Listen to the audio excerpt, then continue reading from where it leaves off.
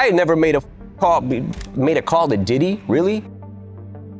Diddy had connections everywhere. Politicians, billionaires, superstars, rap legends. Even 50 Cent once stood by his side before their paths split and they became enemies.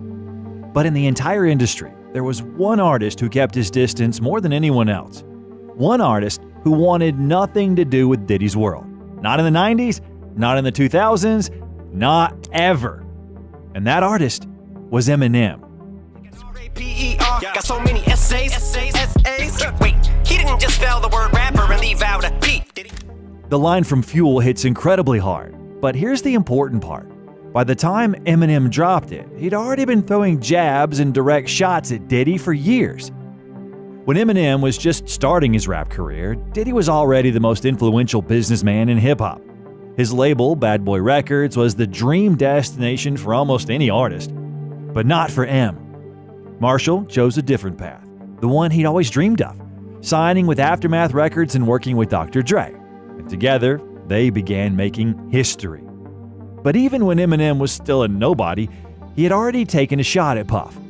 It happened in 1996 on the track Fucking Crazy. Original bad boy on the case, covered your face, came into place, blowed and sprayed Puffy with mace. It was a subtle, early indication that Eminem wasn't afraid to take on industry giants. At the same time, M also had tension with another so-called industry giant, Suge Knight. He ran Death Row Records, home to legends like Tupac, Snoop Dogg, and Dr. Dre. People called him the boogeyman of the hip-hop industry. Suge didn't just intimidate, he dominated. Known for using fear, violence, and straight-up cruelty, Knight built his empire by any means necessary. They was not scared of Suge Knight. They was terrified of Suge Knight. But M didn't care about Suge's street reputation.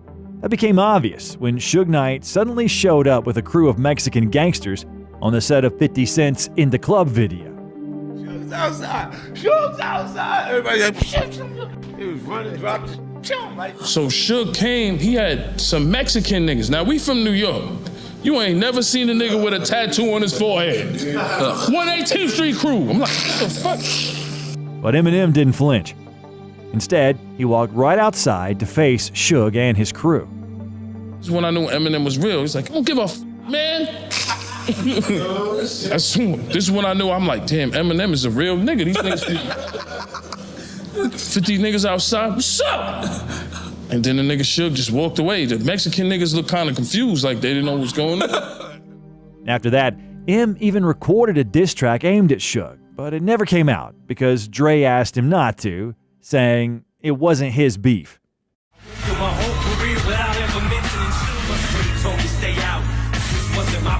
But that diss leaked not too long ago, and it was brutal. Suge responsible for the deaths of the two greatest rappers to ever grace the face of this planet. And if Eminem was willing to stand up to Suge Knight, then why would he be afraid of Diddy?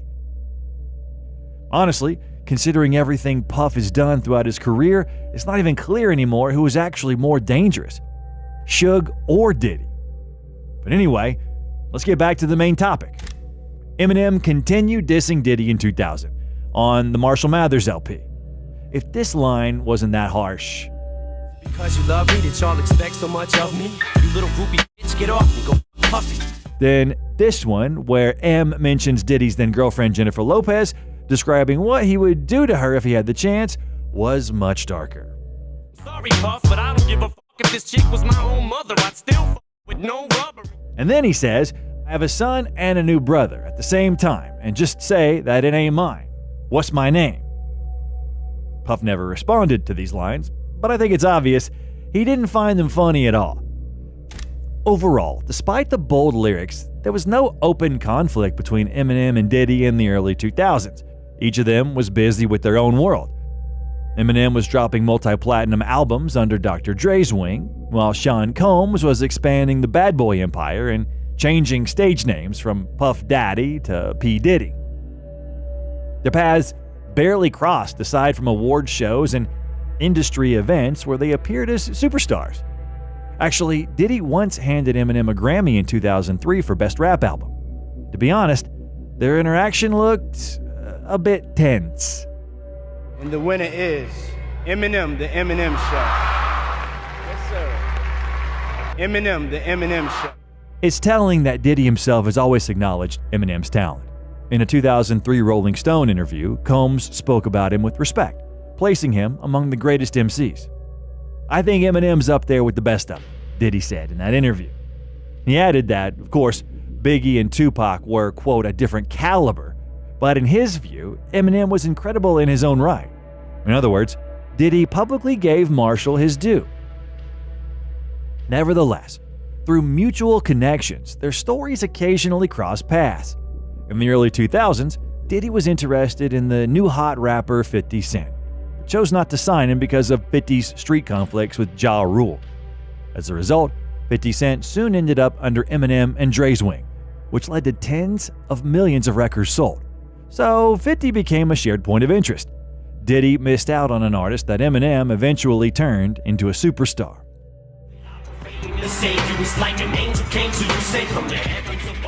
Everything then goes quiet for a long time. However, in 2015, a documentary, Murder Rap, Inside the Biggie and Tupac Murders, is released, in which retired LAPD officer Greg Kading presents his investigation and says that it was Diddy who ordered Tupac's murder for $1 million, and that one of the shooters was Keefe D. 50 Cent immediately picked up this news, claiming that Diddy really was behind Pac's killing. I told you you can't trust these niggas. Now Puffy done killed Tupac, man. Eminem followed as well, though a bit later. In 2018, M released a diss on the Machine Gun Kelly Kill Shot, where he raps, Counts the day you put out a hits, the day Diddy admits that he put the hit out, they got Pac killed, ah? but in the final line of the track, he says, "I'm just playing Diddy, you know I love you." The reaction came instantly. The internet exploded with discussions. Fans argued whether Eminem had gone too far. Many wondered, what if there was a grain of truth in his words? After all, he didn't just say it for nothing. As Joe Budden said on his podcast, Combs was extremely unhappy when he heard Kill Shot. Puff said it's in his hands, and he said I can say it. And that's the end of that. Have fun with that one. He said, there's nothing to say about it. It's in my hands. If in the past, Diddy could ignore M's jabs and not react, this time he couldn't stay calm. For Diddy, Tupac is a painful topic. He tries in every way to deny any involvement and dodges questions whenever he can.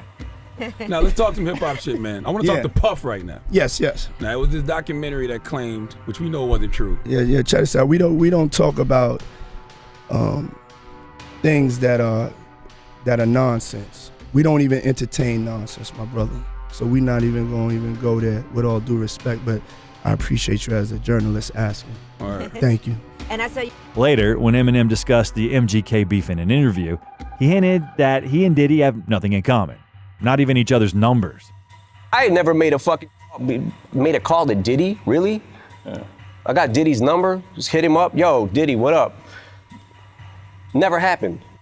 And it would seem that after 2018, Eminem and Diddy would stay far away from each other. But just a couple of years later, their names appeared together again. In 2020, Eminem released Music to Be Murdered By, and in the hit track Godzilla, he briefly mentions Diddy. Call me Diddy, cause I make bands and I call getting cheese a cakewalk. But the peace didn't last long. June 2020 was marked by a small scandal. An unreleased Eminem verse leaked online, recorded the year before for the remix of Conway the Machine's Bang. In this original version of the verse, Marshall outright dissed Diddy's media company, Revolt TV, telling them off in a very direct way. Shout the Puffy Combs, but fuck Revolt. Less than a day later, Marshall apologized. He quickly posted a statement on Twitter explaining that the harsh verse was recorded in the heat of the moment, that he never intended to release it, and that he respects Revolt. But the most dramatic chapter of the story unfolded only recently. The fall of 2023 brought Diddy a series of serious troubles. Several women filed accusations of sexual assault and abuse against him. The biggest news was the lawsuit from Cassie, Diddy's longtime former girlfriend, who described in detail years of mistreatment, beatings, and forced sexual acts. And then, Keefe D was arrested for going on YouTube channels and openly talking about his friendship with Diddy and how Puff supposedly asked him to help kill Pac. a murder he claimed to have been involved in. Suge just ducked his head, and the first bullet went in his head, so the next one's hit him. It was like he was doing a breakdance trying to jump in the back seat or something. And on this wave, Eminem released the album The Death of Slim Shady, where he goes after Diddy harder than ever before. In Bad One, he raps about the so-called Diddy parties. And me offering you's nothing new, it's what I love to do. This is subterfuge, just to screw with you. And yeah, this much is true. Sounds like something that Puff would do at a party with Aaron Hall, cause I just love to fuck with you. In the track Antichrist, Marshall recalls the horrifying video where Diddy is seen beating his ex-girlfriend Cassie. She probably ran out the room with his fucking dildo. He tried to field goal punter, she said to chill. But the harshest lines about Diddy come from the track Fuel. P-E-R, got so many essays. Wait, he didn't just spell the word rapper and leave out a P, did he? So basically, R-A-P-P-E-R, spelled without a P, spells raper or rapist. And the essays, short for sexual assault. And after that, he continues, R.I.P., rest in peace, Biggie. And Pac, both of y'all should be living.